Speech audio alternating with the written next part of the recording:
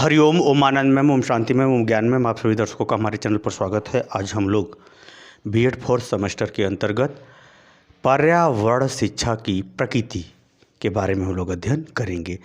यही पेपर किसी अन्य विश्वविद्यालयों में अलग अलग सेमेस्टर में दिया हुआ है, लेकिन जो मैटर सेम मिलता है तो आप आराम से पढ़ सकते हैं, कोई दिक्कत नहीं है। हम लोग इस वीडियो में पर्यावरण की प्रकृति के बारे में अध्ययन करेंगे। प्रकृति क्या है? प्रकृति क्या है यानी उसका जो नेचर है, उसका जो स्वरूप है, उसमें कौन कौन सी चीज़ शामिल है, उसका स्वरूप क्या है, उसका नेचर क्या है। नेचर का मतलब जैसे अगर कोई व्यक्ति है, उसका व्यवहार ही उसका क्या कहलाता है? नेचर कहलाता है। किन तत्वों से बना है ये अगर सोचते हैं आप तो घटक हो जाएगा, वो तत्व हो जाएगा। नेचर में क्या है? उसके व्यवहार का होने का ढंग क्या है, उसका व्यवहारिक स्वरूप क्या है, इसी को हम लोग इस वीडियो के अंतर्गत पढ़ेंगे। जैसे आप लोग सुनते हैं कि फला व्यक्ति बहुत अच्छा नेचर का है, यानी उसके अंदर ज़्यादा मेरिट है। 5 तत्व उसमें भी है, लेकिन 5 तत्वों को हम लोग नहीं कहेंगे नेचर। वो तो सब में पाया जाता है, सभी मनुष्यों में, लेकिन उसको नहीं कहेंगे नेचर। नेचर उसको कहेंगे उसका व्यवहार कैसा है, यानी मनुष्य का व्यवहारिक पहलू उसका क्या कहलाता है? नेचर कहलाता है। उसकी प्रकृति कहलाती है, उसका व्यवहार कहलाता है। उसी तरह से पर्यावरणीय जो शिक्षा है उसका नेचर क्या है, उसकी प्रकृति क्या है, अब इसी को हम लोग अध्ययन करेंगे। निश्चित रूप से आप वीडियो तो बहुत देखेंगे, लेकिन देख सकते हैं, परंतु आप इसको समझ जाएंगे तो मुझे उम्मीद है कि आप ज़रूर हमारे वीडियो को देख करके प्रसन्न होंगे। जैसे मैंने आपको पढ़ाया था पर्यावरण के घटक, यानी पर्यावरण के तत्व कौन कौन से। एक प्राकृतिक, यानी प्रकृति ने जो कुछ बनाया, भौतिक, मनुष्य द्वारा निर्मित, सांस्कृतिक, यानी समाज में जो कुछ होता है, सामाजिक संबंधों के आधार पर जो क्रियाकलाप व्यवहार होते हो, ये 3 प्रमुख घटक बताए थे। इसके आधार पर भी मैंने अर्थ आपको समझाया था। और दूसरा भी लिया जाए तो जैविक और अजैविक घटक, सजीव और निर्जीव घटक, ऐसे आप ले सकते हैं। इस तरह से पर्यावरण के घटक के बारे में आपको समझा करके इसका अर्थ मैंने आपको बताया था। अब इस वीडियो में इस घटक की हमें ज़रूरत पड़ेगी, समझाने में ज़रूरत पड़ेगी, इसीलिए मैंने इसको अलग से लिखा है। अगर हम पर्यावरणीय शिक्षा की बात करेंगे, सिर्फ पर्यावरण की बात नहीं होगी, बल्कि पर्यावरण की शिक्षा की बात। जैसे मैंने पर्यावरण की शिक्षा में आपको एक अर्थ बताया था कि पर्यावरण पर पड़ने वाले दुष्प्रभावों को घटाना और पर्यावरण पर पड़ने वाले अनुकूल प्रभावों को, अनुकूल व्यवहार को बढ़ाना, यही पर्यावरण शिक्षा का अर्थ होता है। यानी दुष्प्रभावों को घटाना, अच्छे पर्यावरण पर पड़ने वाले अनुकूल प्रभाव, अनुकूल व्यवहार, अन्य अनुकूल क्रियाकलाप को बढ़ावा देना, क्या कहलाता है? पर्यावरण शिक्षा कहलाता है। अब इतना आपको समझाया जा चुका है पिछले वीडियो में। अब हम चलते हैं पर्यावरण शिक्षा का अर्थ। पहले पर्यावरण शिक्षा का जो अर्थ है, पर्यावरण शिक्षा की जो प्रकृति है, पहली प्रकृति है परिवर्तनशीलता। ये आप जानते ही हैं। जैसे वर्तमान अगर अपने आप में पूर्ण होता, प्रकृति के माध्यम से पूरा होता या व्यक्ति के माध्यम से पूरा होता, तो परिवर्तन नहीं होता। वर्तमान अपने आप में अपूर्ण है, वह प्राकृतिक रूप से भी अपूर्ण है और मनुष्य के द्वारा भौतिक रूप से या व्यवहारिक रूप से भी अपूर्ण है। यही कारण है कि परिवर्तन का नियम सब पर चलता है। अब चलते हैं। जैसे पर्यावरण शिक्षा ये बताती है कि जब प्रकृति में परिवर्तन हो, भौतिक साधनों में परिवर्तन हो, मानव संबंधों में परिवर्तन हो, तो हमारा उसके संदर्भ में जानकारी, व्यवहार, क्रियाकलाप, दृष्टिकोण भी बदलना चाहिए। आज के 50 साल पहले जो पर्यावरण के विषय में लोग सोचते थे, आज वो नहीं सोच रहे हैं। क्यों? कि पर्यावरण, प्रकृति का जो है, पर्यावरण का स्वरूप बदला, तो पर्यावरण के विषय में जो हमको ज्ञान, जो सीखना है, जो जानकारी है, वह भी बदला। यही कारण है कि पर्यावरण शिक्षा का प्रकृति, पर्यावरण में जो कुछ भी हमको सीखना है, जानना है, व्यवहार करना है, वो सबका नेचर भी क्या है? परिवर्तनशील होता है। क्या होता है? परिवर्तनशील होता है, स्थिर नहीं रहता है। क्योंकि इन तत्वों में क्या होता है? एक प्रकार से जैसे नहीं होती है नाव, नदी की धारा में चलती भी है और स्वयं में भी हिलती डुलती भी है। इसी तरह से समय के बहाव में सब कुछ बदलता है और इन तत्वों में थोड़ा असंतुलन संतुलन असंतुलन संतुलन की प्रक्रिया चलती रहती है। इसीलिए पर्यावरण जो शिक्षा है उसका जानकारी, उसका व्यवहार, उसका नियंत्रण, उससे संबंधित क्रियाकलाप गतिविधि भी क्या होती है, परिवर्तनशील होती है। तो पर्यावरण शिक्षण की पहली प्रकृति क्या है, यह परिवर्तनशील होती है। अब मुझे उम्मीद है आप इसे पक्का समझ गए होंगे, आप आराम से लिख सकते हैं। देखो भाई, मैं लेक्चर दे रहा हूँ, मैं नोट्स आपको नहीं दे पाऊँगा। क्यों नहीं दे पाऊँगा, मैं उतना मेहनत ही नहीं कर पाऊँगा। दूसरा का अगर देखें इसका नेचर संबंधात्मक, पर्यावरण शिक्षा क्या करती है, संबंधात्मक अध्ययन करती है। कैसे संबंधात्मक अध्ययन, यानी प्रकृति का मनुष्य द्वारा निर्मित जो भौतिक साधन है उसके बीच में क्या संबंध है, वह संबंध सही है या गलत है, उपयुक्त है या नहीं है, और मनुष्य के समाज द्वारा जो सामाजिक संस्कृति है उसका व्यवहार, वहाँ के लोगों का सोच समझ व्यवहार भौतिक साधनों के साथ क्या है, प्राकृतिक साधनों के साथ क्या है। अगर ये भी नहीं समझ में आया तो ये समझिए, हमारे पास जो जैविक घटक हैं, जैविक घटक का मतलब जो जीव जंतु वनस्पति, उनका व्यवहार, उनके द्वारा समस्त क्रियाकलाप का निर्जीव घटकों पर, अजैविक घटकों पर क्या प्रभाव पड़ता है, क्या संबंध है, उचित अनुपात है या नहीं, संतुलन सही है या नहीं, इन सब बातों के दृष्टिकोण को भी, व्यवहार को भी, जानकारी को भी, उसके स्वरूप को भी कौन बताता है, पर्यावरणीय शिक्षा बताता है। तो पर्यावरणीय शिक्षा पर्यावरण के विभिन्न घटकों के बीच संबंधात्मक अध्ययन करता है, उसके संबंध का स्वरूप बताता है। जैसे पहाड़ों में देखें तो रहने वाली जनता वहाँ की और वहाँ की पर्यावरण परिस्थितियों का अनुपात उचित है। यही कारण है कि वहाँ आरोग्यता यानी निरोगित लोग ज़्यादा रहते हैं और बीमार कम पड़ते हैं, नहीं बीमार होते हैं, स्वस्थ और सुखी रहते हैं, लंबी अवधि तक जीते हैं। और जहाँ पर पॉपुलेशन बहुत ज़्यादा है, पेड़ पौधे वृक्ष नहीं हैं, प्राकृतिक पर्यावरण उतना नहीं है, वहाँ पर नाना प्रकार की बीमारियाँ, एलर्जी की बीमारियाँ, दवाई खाओ, दवाई खा के जीवन भर जियो, उसी में मरो जियो लगा रहता है। तो कहने का मतलब पर्यावरण शिक्षा के अंतर्गत हम पर्यावरण के विभिन्न घटकों के बीच, विभिन्न क्रियाकलाप व्यवहारों के बीच,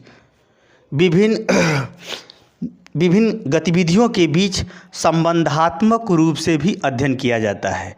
उनके संबंधों की उचित सीमा, व्यवहार, क्रियाकलाप इत्यादि का भी अध्ययन किया जाता है। इसलिए पर्यावरण का शिक्षा क्या है, पर्यावरण की शिक्षा का जो नेचर है, जो व्यवहार है, वह संबंधात्मक भी है।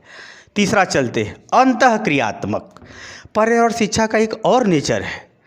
हम लोग यहाँ से पर्यावरण का ही नेचर नहीं पढ़ रहे हैं, पर्यावरण के अध्ययन में हम क्या करना है उसका नेचर पढ़ रहे हैं। इसका ध्यान रखिएगा, नहीं गड़बड़ा जाएगा काम।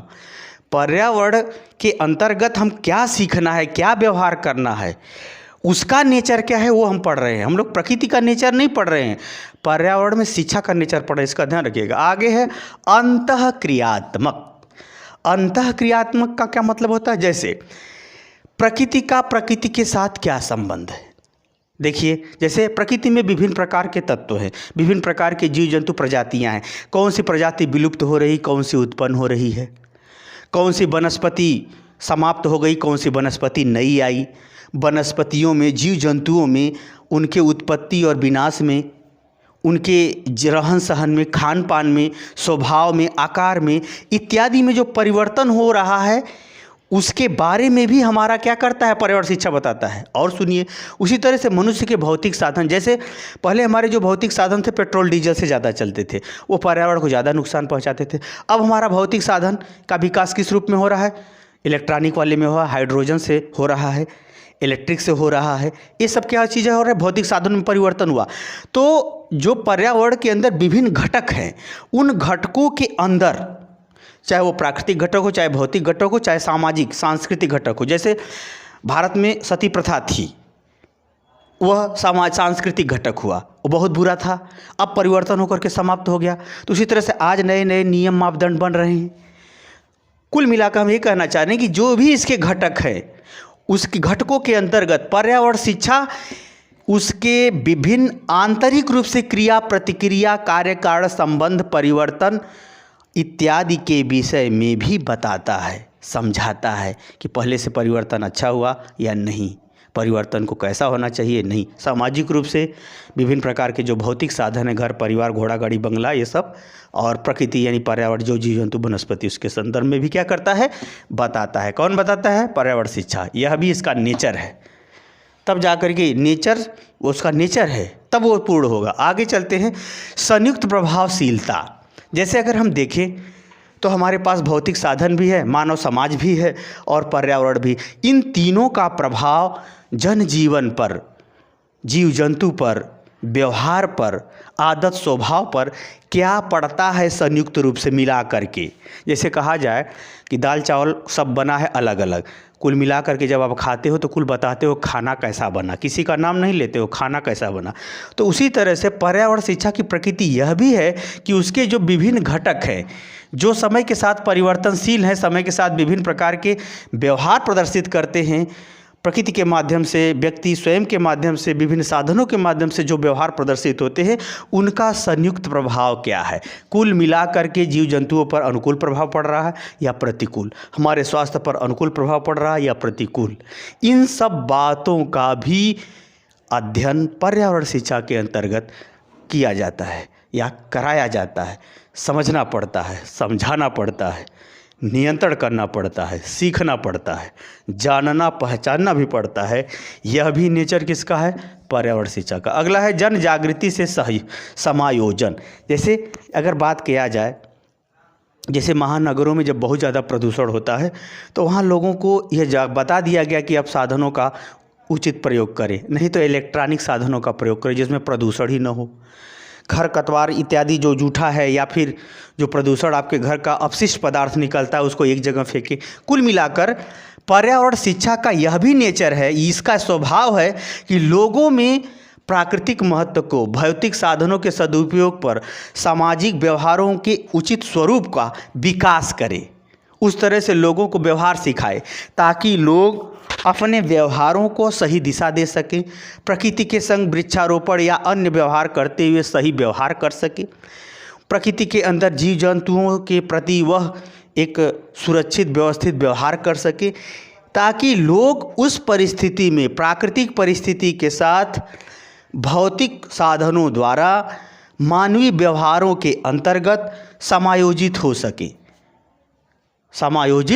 सके, यानी उस परिस्थिति के अनुसार ढल सके, स्वस्थ और सुखी रह सके। ऐसा नहीं कि हम जंगली जानवरों को मार देंगे तो हम बड़े सुखी रहेंगे, ऐसा नहीं है।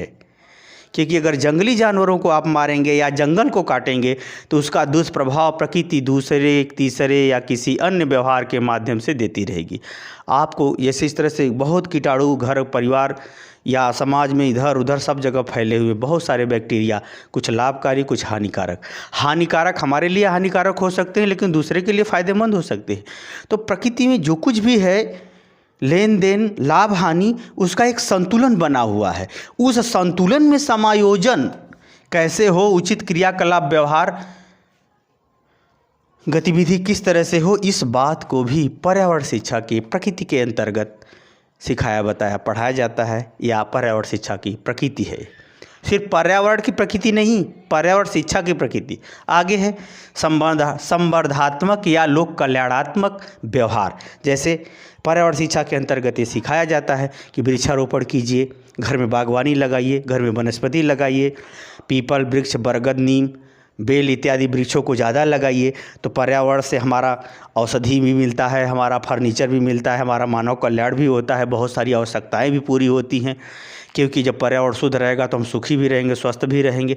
यानी पर्यावरण के संदर्भ में विभिन्न घटकों के अनुकूल प्रभावों के विकास संबंधी भी जानकारी, व्यवहार, क्रियाकलाप पर्यावरण शिक्षा के प्रकृति के अंतर्गत शामिल है। आगे है सदुपयोगितावाद। पर्यावरण में चाहे कोई भी जीव जंतु हो, चाहे कोई भी भौतिक अभौतिक साधन हो, चाहे कोई भी मनुष्य का व्यवहार हो सांस्कृतिक घटक के अंतर्गत, वह जितना ही सही होगा, न्याय संगत होगा, उचित होगा, पर्याप्त होगा, वो सब क्या करेंगे? मानव व्यवहार के सदुपयोग को बढ़ावा देंगे, मानव व्यवहार के अति उत्तम गतिविधियों को बढ़ावा देंगे। जिससे पर्यावरण पर क्या पड़ेगा, अनुकूल प्रभाव पड़ेगा, दुष्प्रभाव क्या होगा, घट जाएगा।